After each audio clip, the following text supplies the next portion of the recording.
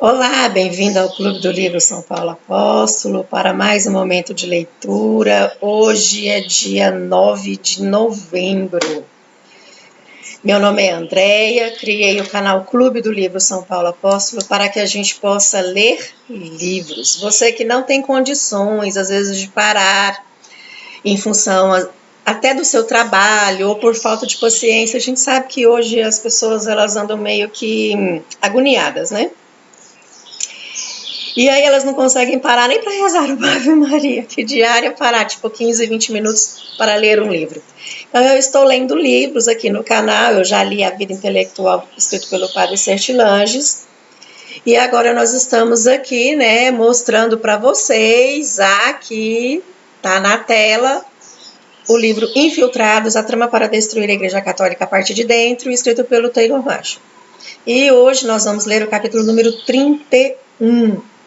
Peço a você que curta, que compartilhe, se inscreva no meu canal, ative o sininho para que quando eu postar alguma leitura, você já receba. Porque aqui eu sei que tem muitos que não estão lá no grupo do WhatsApp, porque o grupo do WhatsApp foi criado justamente com as pessoas aqui da região em que eu moro, que é a região de Marabá, aqui da minha paróquia. Então, eu sei que eu tenho já conhecimento de que existem pessoas, né, de outros municípios e que estão lendo livros juntamente comigo. E são aqueles que são interessados na busca pela verdade. Esses que estão estudando, eu tenho certeza, você que está aqui no canal, no meu canal, Clube do Livro São Paulo Apóstolo, está buscando a verdade.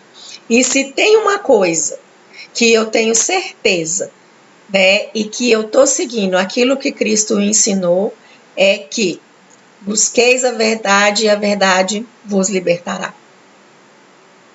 É isso que ele nos diz. E ele é muito claro. E uma outra coisa também que a gente precisa ter em mente. Ou nós somos quente ou nós somos frio. Hoje nós vivemos em um mundo que não podemos ficar em cima do muro. Ou nós somos ou não somos. Ou somos católicos ou não somos nada.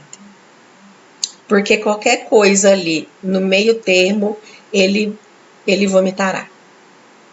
Então nós precisamos realmente estudar. E se nós queremos ser verdadeiramente católicos, nós precisamos pedir à Virgem Maria para que ela interceda por nós, as escamas dos nossos olhos sejam retiradas, os nossos ouvidos sejam abertos e que a gente procure realmente a verdade. Então nós vamos iniciar, como sempre de costume, eu gosto de colocar aqui na tela, a oração à Virgem Imaculada para antes do estudo. Então, invoquemos a Santíssima Trindade. Em nome do Pai, do Filho e do Espírito Santo. Amém.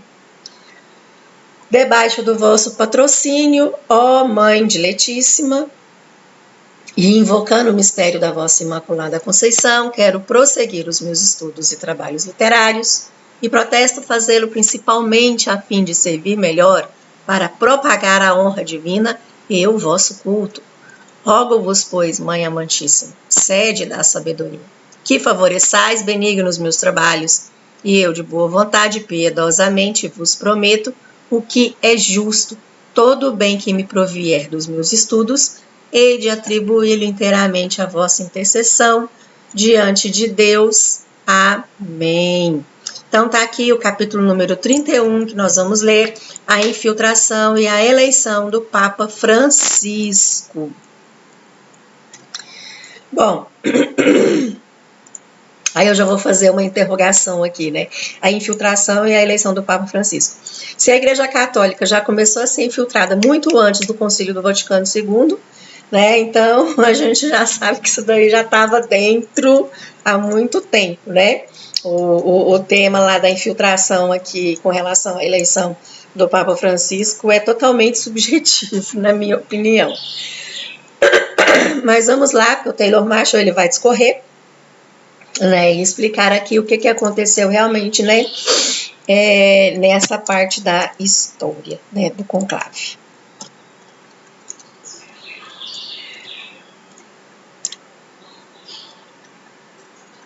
Eu vi também o relacionamento entre dois papas. Eu vi quão nefastas as consequências dessa falsa igreja seriam. Eu a vi aumentar em tamanho. Hereges de todo tipo chegarem à cidade de Roma. O clero local se tornou morno. E eu vi uma grande escuridão. Então a visão parecia se estender em todos os lados. Todas as comunidades católicas estavam sendo oprimidas, assediadas, confinadas e privadas de sua liberdade.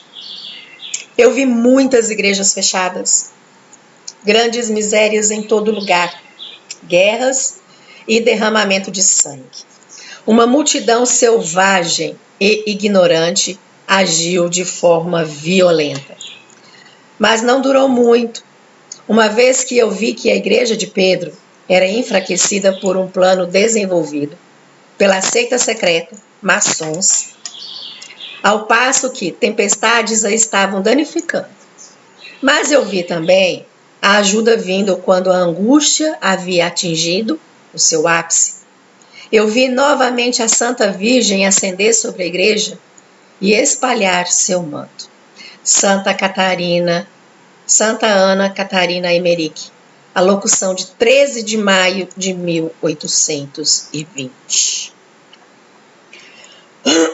Ou seja, quase 100 anos da aparição de Fátima, né? Em 13 de maio de 1917. Como instruídos, os cardeais se reuniram na Cidade Eterna para a eleição do próximo Papa durante um conclave, que durou de 12 a 13 de março de 2013. Para o espanto dos cardeais, um Papa válido deixaria a sé de Pedro vacante. Enquanto ainda vivo, chamou-os para eleger outro. Havia 207 cardeais durante a sede vacante, com 117 abaixo da idade de 80 anos e aptos a votar. Apenas 115 participaram, porque o cardeal Julius Dharmachinmanja, da Indonésia, estava impedido pela deterioração de sua vista. E o cardeal Kate O'Brien, da Escócia, por causa da sua admitida má conduta sexual com padres. Na primeira votação de 12 de março, os líderes prováveis foram posteriormente relatados por La Repubblica como sendo Angelo Scola, 35 votos, e Bergoglio, 20 votos. Outled, outros, 15 votos. Oulet, 15 votos. Oulet, 15 votos. O cardeal Scola era visto como um conservador seguro para seguir os passos de Bento XVI. Após 2 votações, na manhã seguinte, nenhum progresso havia sido feito. O cardeal Oulet supostamente pediu a seus apoiadores que transferissem seus votos para o cardeal Bergoglio nas votações posteriores. Teoricamente, isso situaria Scola em 35 votos e Bergoglio em 35 votos. Naquela tarde, na quarta votação, Bergoglio tinha a maioria, mais de 58 votos, mas não ainda os 77 votos requeridos para obter a maioria dos 2/3. Na quinta e última votação, os cardeais aderiram ao líder, claro, Bergoglio, recebeu 90 votos, 13 a mais do que o necessário, de acordo com o cardeal Sean Brand, da Irlanda, e irromperam aplausos durante a contagem de votos quando a conta de Bergoglio atingiu 77. Às 19h06, horário da Itália, fumaça branca evolou na Capela Sistina, e o soar dos sinos indicou que os cardeais haviam eleito com sucesso um papa.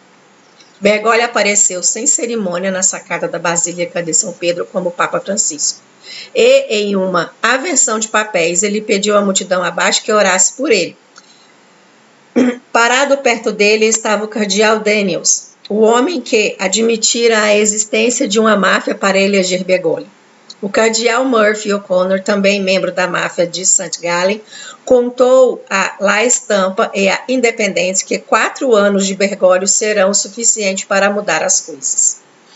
Mais tarde, até o cardeal McCarrick confessou que um cavaleiro italiano influente, um homem muito brilhante, muito influente em Roma, o visitou no seminário onde McCarrick estava em Roma e disse: e quanto Bergoglio, ele poderia fazê-lo você reformar a igreja. Então McCarrick promoveu a causa de Bergoglio entre os cardeais antes da eleição, missão cumprida para a máfia de St. Gallen. Finalmente, eles entregaram ao mundo uma revolução em tiara e pluvial, como havia sido profetizado pelo documento maçom Alta Vendita, mais de 150 anos antes. Após uma lenta e paciente revolução, eles haviam garantido um Papa de acordo com o nosso coração. É uma tarefa principal modelar para esse Papa uma geração digna do reino que desejamos. Os problemáticos ensinamentos de Papa Francisco. Após o Papa Francisco ser eleito em 13 de março de 2013, as coisas mudaram rapidamente. Em 15 de junho de 2013, Francisco designou Monsenhor Batista Mário Salvatore Rica, que supostamente mantinha um caso homossexual com o capitão da guarda suíça, para prelado do Banco do Vaticano. Em julho de 2013, o caso de lavagem de dinheiro contra o ex-chefe do Banco do Vaticano, Gotti Deteche, foi subitamente abandonado. O pontificado do Papa Francisco tem sido documentado em detalhes por outros autores, representando uma forte virada para o ecumenismo, globalismo, imigração e socialismo. Suas encíclicas e ensinamentos salientam o ambientalismo, a Laudato Si, a redistribuição de riqueza pelos governos, a flexibilização da moralidade sexual e uma suprema ênfase em colocar a própria consciência acima do dogma católico. A Amoris Laetitia, do Papa Francisco, recebeu críticas consideráveis por afirmar: ninguém pode ser condenado para sempre porque essa não é a lógica do Evangelho. Aqui eu não estou falando apenas dos divorciados e casados em segunda união, mas de qualquer um, em qualquer situação em que esteja. A afirmação pressupõe que o inferno não seja eterno, uma doutrina ensinada por Giordano Bruno, cuja estátua fora erguida em Roma apenas um século antes. A Amoris Laetitia do Papa também abriu o caminho para que os católicos civilmente divorciados e casados em segunda união recebessem absolvição e santa comunhão, embora permanecessem sexualmente ativos. Em 19 de setembro de 2016, 4 cardeais, o italiano Carlo Caffarra, o norte-americano Raymond Burke e os alemães Walter Brett Miller e Joachim Meissner, formalmente exigiram esclarecimentos do Papa a respeito do que parecia ser um ensinamento herético. O Papa não respondeu à dúbia deles. O Papa Francisco explicitamente afirmou que Deus deseja que alguns violem a lei moral quando não conseguem atingir o ideal cristão.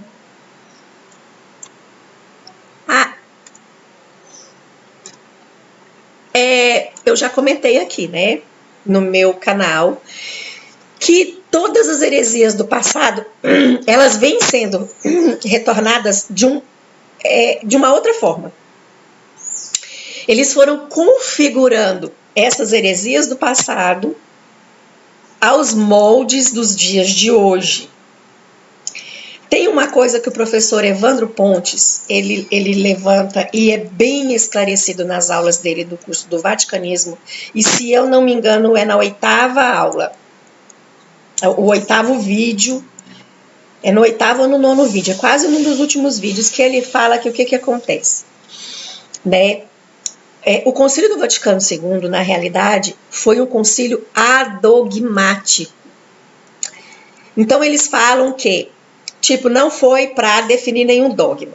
E muitos defendem. Eu já ouvi várias vezes, o meu ouvido chega, entendeu? Como uma lixeira de ouvir que o Concílio do Vaticano II foi uma coisa boa e que aqueles documentos não têm, entendeu, nada de ruim.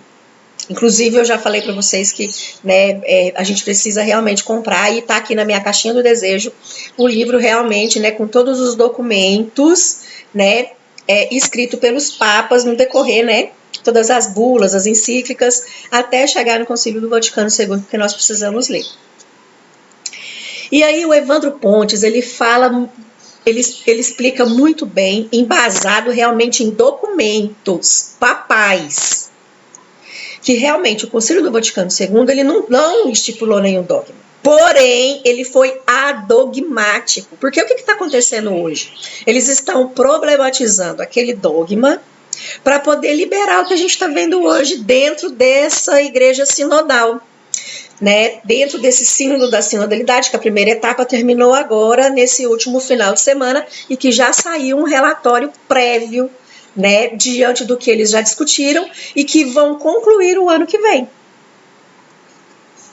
Né? Então, isso daqui que eles estão falando, eu estou vendo Lutero falando nas 90 teses dele.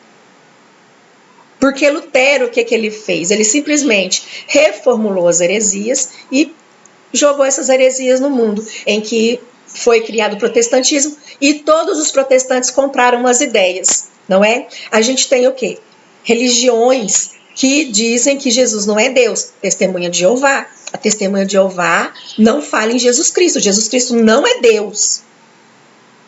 Eles falam do Antigo Testamento, mas eles não falam do Novo. Eles pregam o Antigo, só Jeová, Deus. Para eles não existe Santíssima Trindade. Não existe Pai, Filho e Espírito Santo. Eu tenho outras religiões que não acreditam na Virgem Maria, na virgindade perpétua da Virgem Maria. Que ela foi concebida sem pecado original, virgem antes do parto, durante o parto e depois do parto. São essas igrejas pentecostais, né? Assembleia de Deus, né? Todas essas igrejas. E tem também igrejas com as outras heresias realmente que não acredita, né, nos novíssimos, que não tem purgatório e que não tem e algumas, pasmem, né, que fala que o inferno é temporário. Só existe céu e inferno, mas o inferno é temporário. Outras falam que a nossa vida é aqui. O nosso inferno é aqui. Morreu, acabou. Viramos poeira. Não existe mais nada depois da morte. São as protestantes. Essas igrejas protestantes que a gente vê. Outras pregam, e essas que pregam que depois da morte não tem nada, entendeu? Então você precisa ser feliz aqui, né? O hoje, ser feliz hoje, conquistar hoje, manter hoje, né? Então, são todos os dogmas reformulados, os dogmas de fé, reformulados de uma forma diferente, em que dentro da Igreja Católica comprou essa ideia. Infiltrou essa ideia. E os padres vão para o púlpito e pregam somente a misericórdia, a divina misericórdia. Nada contra Santa Faustina, pelo amor de Deus, gente. Eu tenho o livro aqui de Santa Faustina, tá? Eu comecei a ler o livro de Santa Faustina, inclusive eu parei, porque tem algumas partes das visões dela que é bem forte, né? Porque ela vê almas do purgatório, entendeu? Então, assim, nada contra a divina misericórdia. Mas o que eles fizeram, né? Nós tivemos uma aparição em Fátima em 1917. Aí a Santa Faustina vê Jesus e prega na Divina Misericórdia. O que a igreja fez? Ela excluiu as visões de Nossa Senhora, as mensagens de Nossa Senhora, os alertas de Nossa Senhora, tanto de La Salette, Lourdes, Fátima, e vem pregando só a Divina Misericórdia. E dentro da Igreja Católica você vive pela misericórdia só. As pessoas esqueceram que Jesus é o juiz. E isso ele fala lá na Bíblia. Que a misericórdia dele, entendeu? Ela foi a cruz. O sangue derramado por ele. Depois é juiz. Ele vai nos julgar. E aí ninguém se confessa mais. É onde que muitos padres vêm fazendo essa observação, gente. Muitos padres vêm alertando. A fila da comunhão, você pode contabilizar aí que ela é 3, 4, 5 vezes maior do que a fila da confissão. E você pode rodar todas as igrejas e olhar como está a fila da confissão. E pode rodar todas as igrejas e olhar a fila da comunhão. Porque isso daqui que o Taylor Marshall está descrevendo, né, que o Papa Francisco prega, que agora é a nossa consciência, beleza, né, eu creio, né, na Divina Misericórdia e tal, eu preciso receber. E foi infiltrado em nós. Porque nós colocamos na nossa cabeça, eu preciso de Jesus Cristo, eu preciso receber de Jesus Cristo eucarístico, eu necessito dele, eu preciso sentir ele dentro de mim. É o sentir. E esqueceu a penitência, o jejum, a mortificação, a reconciliação, ir para a confissão. Antigamente, eu estava lendo realmente na história da igreja, São Padre Pio mesmo.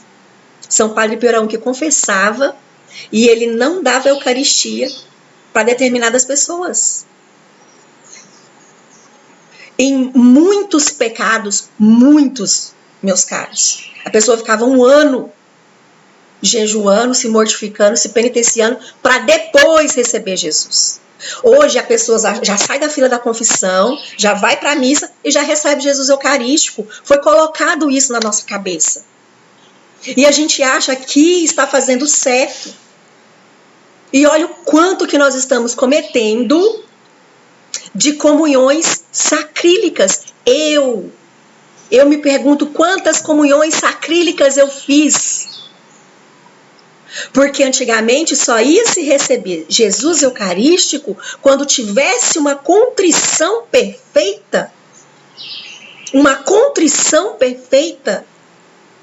Como que você vai ter uma contrição perfeita se nem se confessa?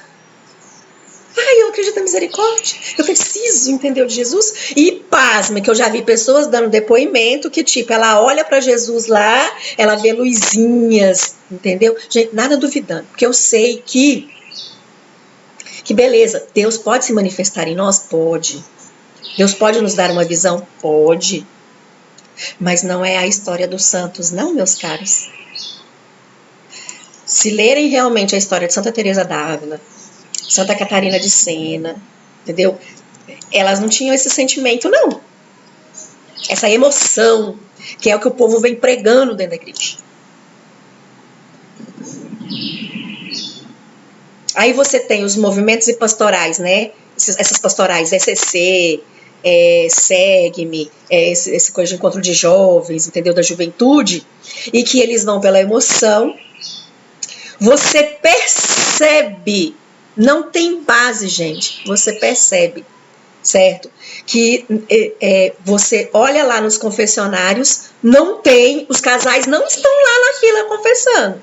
E pasmem que nesses encontros não tem, entendeu? Momentos de confissão, não. Porque é tanta palestra, tanto blá blá blá blá blá blá blá blá, entendeu?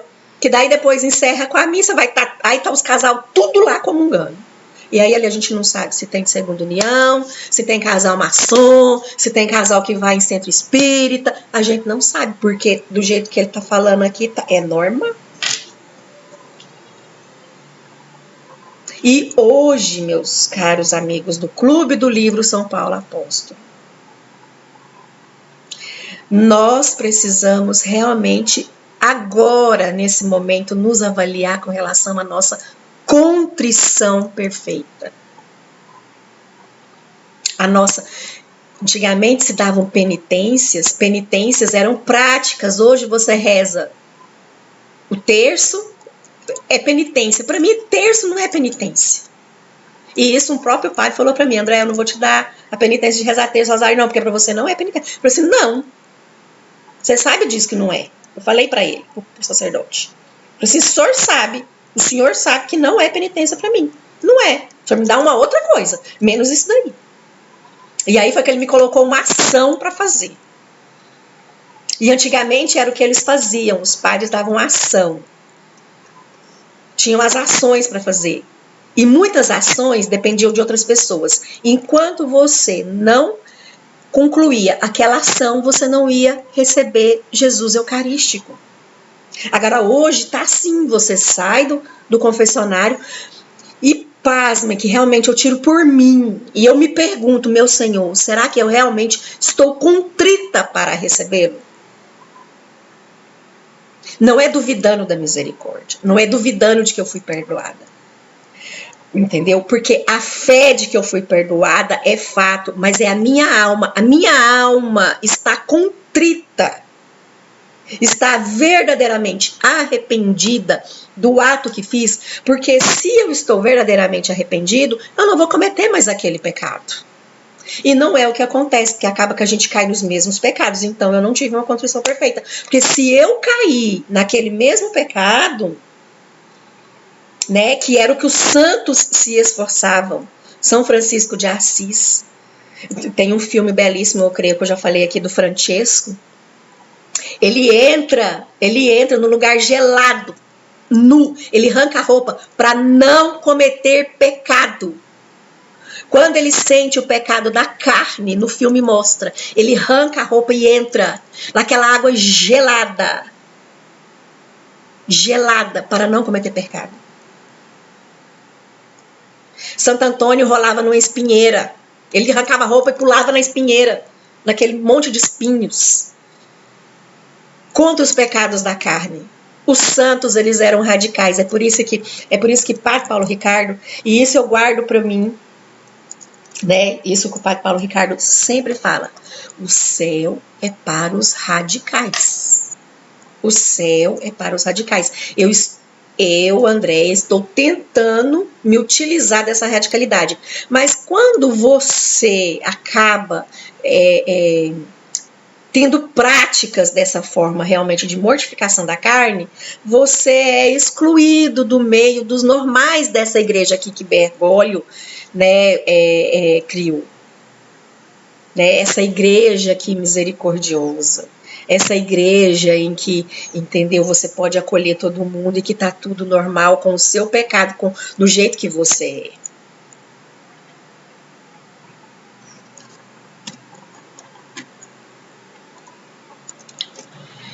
Continuando, meus caros.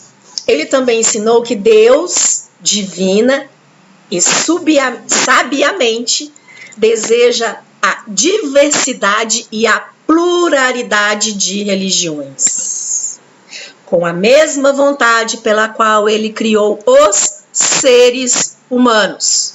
Meus caros, Deus criou Adão e Eva, católico, tá? Deus criou Adão e Eva. Deus não criou Adão e Adão, e Deus não criou Eva, Eva. Deus criou o homem, como a imagem e semelhança de Deus, está lá na Bíblia. E Deus fez o homem à imagem e semelhança de Deus. E depois ele criou a Eva, partindo de uma costela.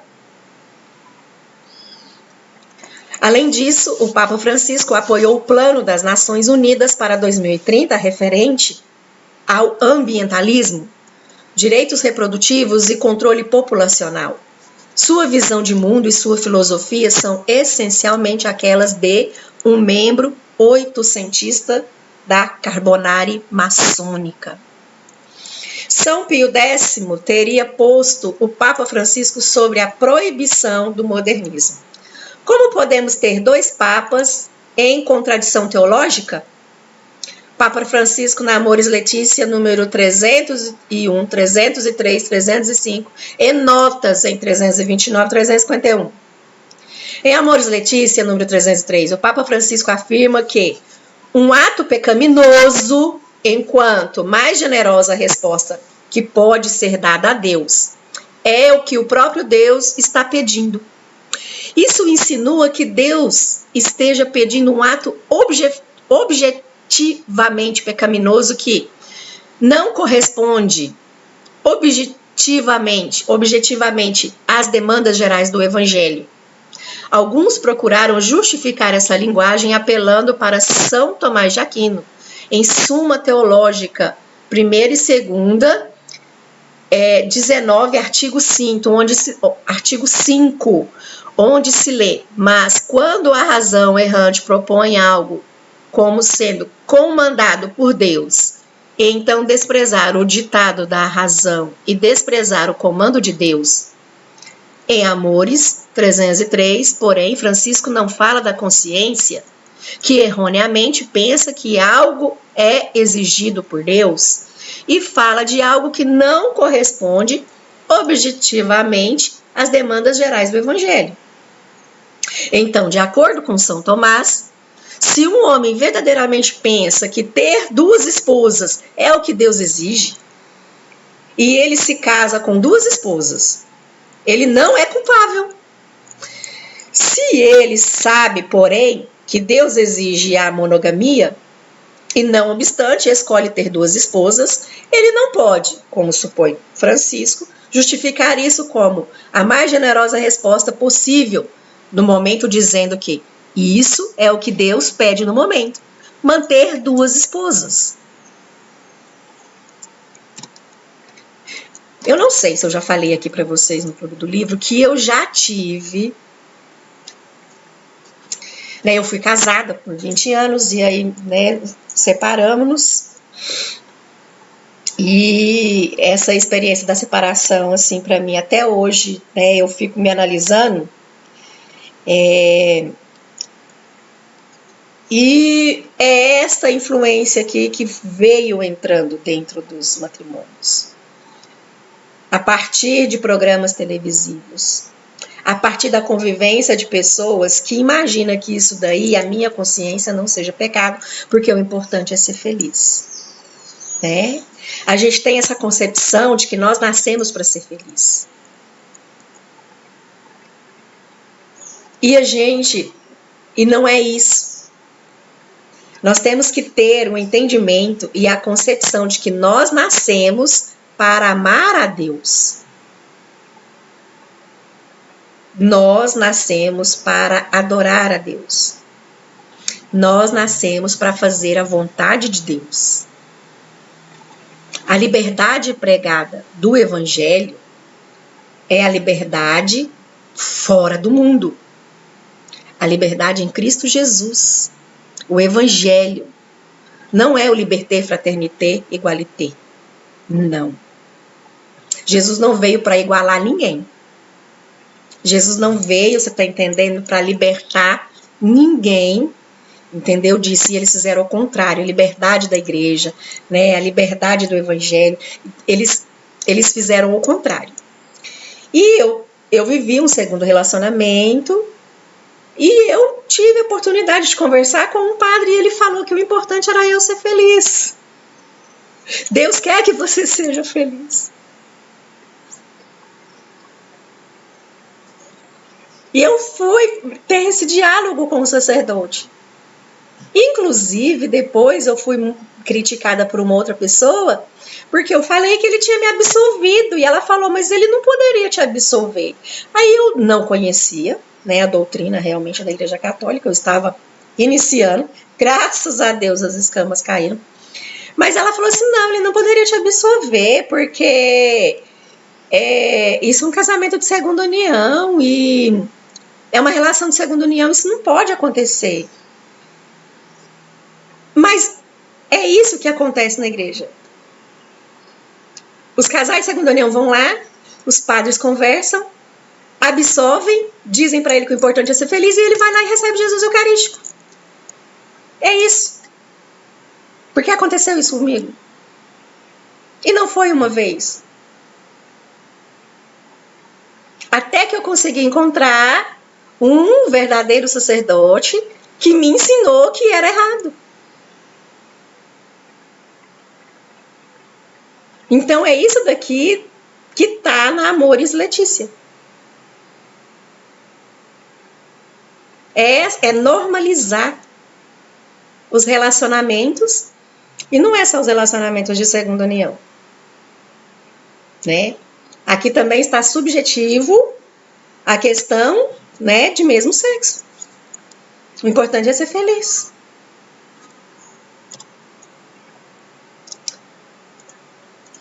Olha aqui, gente. O pluralismo e a diversidade de religião, cor, sexo, raça e linguagem são desejadas por Deus em sua sabedoria, através da qual ele criou os seres humanos.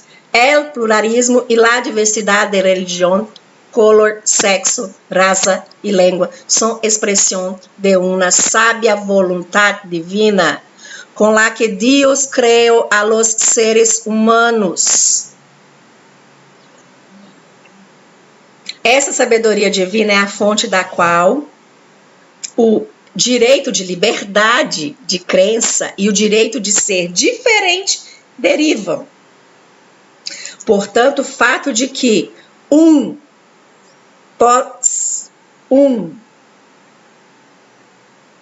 essa palavra que eu não consigo ler, não sei se é para ou puro, seja forçado a aderir a um povo.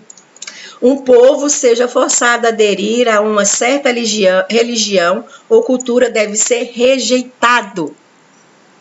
Assim como a posição de uma forma de vida cultural que outros não aceitam. Papa Francisco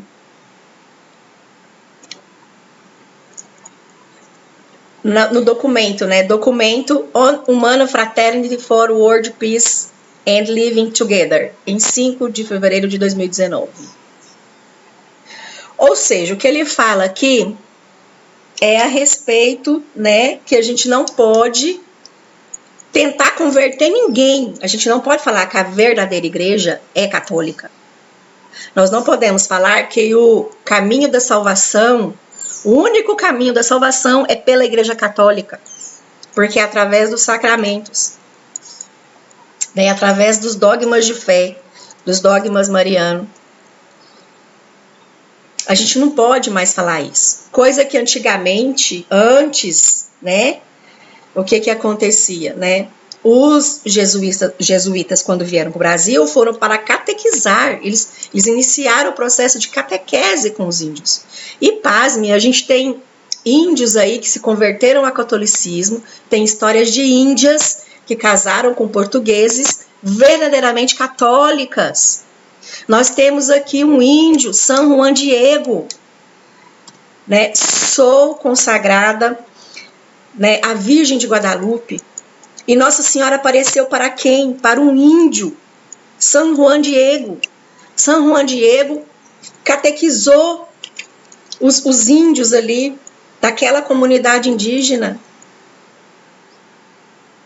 Propagou a fé à Santíssima Trindade, Nosso Senhor Jesus Cristo, que veio, foi crucificado, foi crucificado, morto, derramou seu sangue por nós.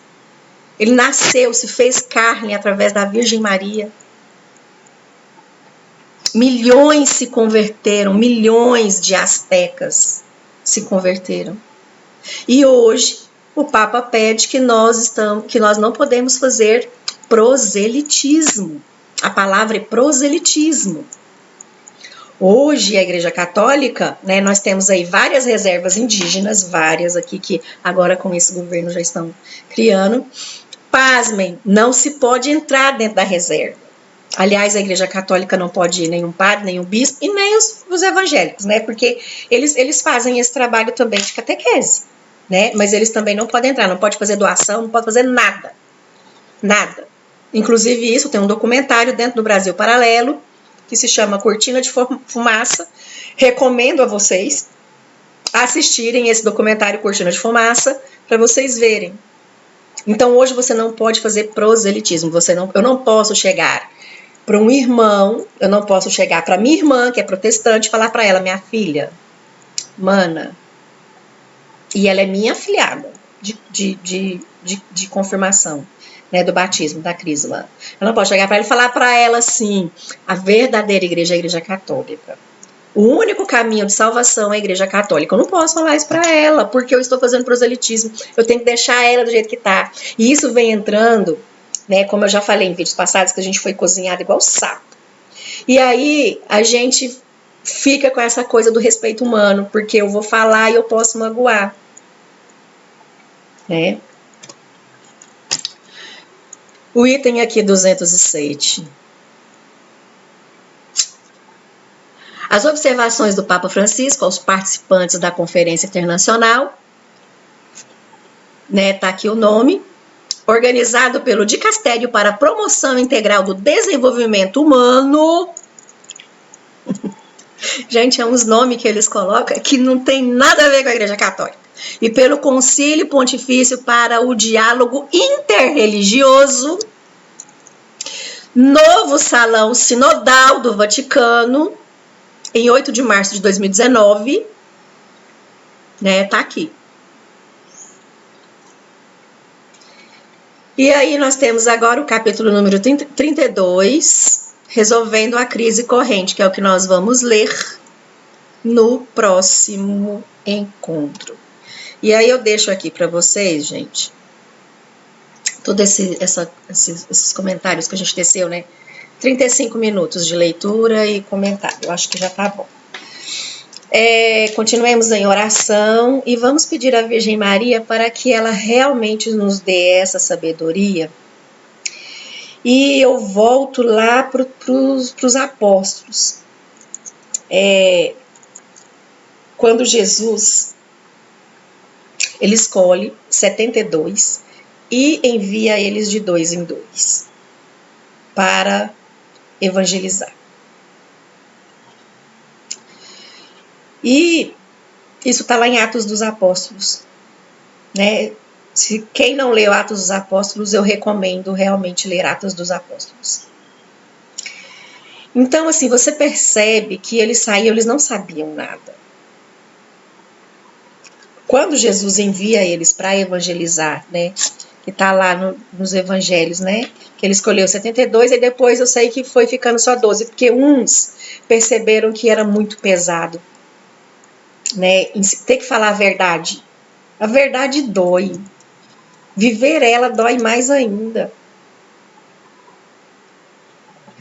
E aí acaba que eles não sabiam de nada, porque eles ainda não tinham recebido a efusão do Espírito Santo. Mas Jesus Cristo estava com eles. Jesus Cristo manda, não leveis bolsa, não leveis sacola, não leveis nada. Só vai com a sua sandália aí, entendeu? Cingido. E aonde te receber, tu dorme, tu come, entendeu? E evangelize. Fala que eu cheguei, o reino chegou. Né? Ele já estava ali. Alerta o povo que o reino está próximo. O reino está próximo. Ele já estava ali. E eles não sabiam, porque eles ainda não tinham... Mas o que eu vou falar? Como que eu vou falar? O que eu vou ensinar? Né? E hoje a gente tá vivendo uma situação realmente, né, ao contrário. Que a gente não consegue falar a verdade. A gente não consegue falar para a pessoa, meu filho, tu tá no erro. Essa situação que você tá vivendo tá errada. Entendeu? Igual o sacerdote falou para mim. Né? Que aí até então eu cria... Não, tá beleza, eu tô na igreja, Deus tá bom. E eu ia com a pessoa, né, até então a pessoa que eu vivia para a igreja, participava da Santa Missa, tudo, piedosamente, crendo que eu estava piedosamente, mas contrição não tinha nada. E hoje eu ainda fico me perguntando, meu Senhor, minha Nossa Senhora, dá-me essa contrição perfeita, que não é sentimento, mas é a contrição da alma mesmo. Fazer com que eu tenha um espírito contrito e que eu não volte mais a pecar. Porque se eu estou cometendo os mesmos pecados, será que realmente... E as pessoas falam assim, não, mas você tem que receber Jesus. Você tem, porque senão... Gente, antigamente não era assim. Santa Teresa d'Ávila, ela ficava anos sem receber Jesus Eucarístico. Né? E a gente teve tempos na Idade Média que a gente tinha muitos sacerdotes. Teve períodos, entendeu, do século 8 até o século 12, mais ou menos, foi uma leva de santos em que o pai de família queria ser santo, o padeiro queria ser santo, a esposa do padeiro queria ser santa, os filhos queriam ser santos, né? Mas eles não eram de comunhão diária. Mas eles iam na missa, eles participavam, era o primeiro ato, né, que eles faziam, guardavam os domingos, né, tinha, né, esse amor a Jesus Cristo e a palavra dele, e seguia os mandamentos. Hoje, a gente vê que realmente tudo isso se perdeu. Né? Eu já falei aqui no canal que as pessoas vão à missa como se estivesse indo a uma festa de sábado à noite, aos embalos de sábado à noite. Quem aqui assistiu aquele filme? Tem os embalos de sábado à noite? Pois é, as pessoas elas vão à missa como se estivesse indo aos embalos de sábado à noite.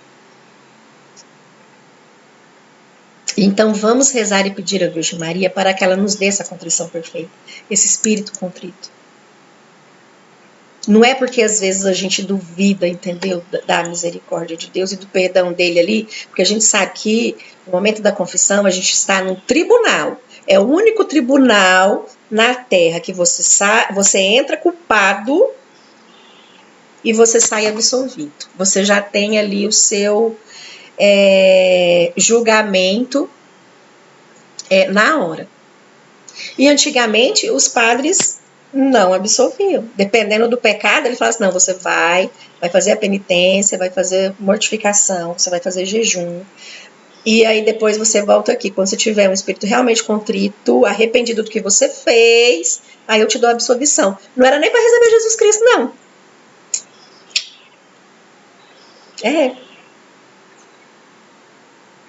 Então, isso que está acontecendo na igreja, é essa dor que eu carrego, né? E que muitas vezes eu já chorei em várias santas missas. Da falta, entendeu? Do ensinamento que esses padres deveriam nos ensinar e não nos ensinam. Não ensinam mais. E por que será? Eu não vou nem vou responder essa pergunta, porque eu já tenho a resposta para mim. Mas eu deixo aqui para você no Clube do Livro aqui, São Paulo Apóstolo. Por que eles não ensinam mais? Tem alguma coisa de muito errado. Muito errado. Muito. Continuemos em oração. Em nome do Pátria, et Filho, et Espírito Santo. Amém. Ave Maria, gracia plena, Dominus tecum. Benedicta tui mulieribus et benedictus fructus ventris tui, Iesus. Santa Maria, Mater Dei, ora pro nobis peccatoribus, nunc et in hora mortis nostrae. Amém. Angele Dei, quae custos es mei, metibi commisso pietate superna, illumina custodi regi goberna. Amém. Em nome do Pátria, et Filho, et Espírito Santo. Amém. Vejo vocês no próximo encontro. Continue rezando, gente.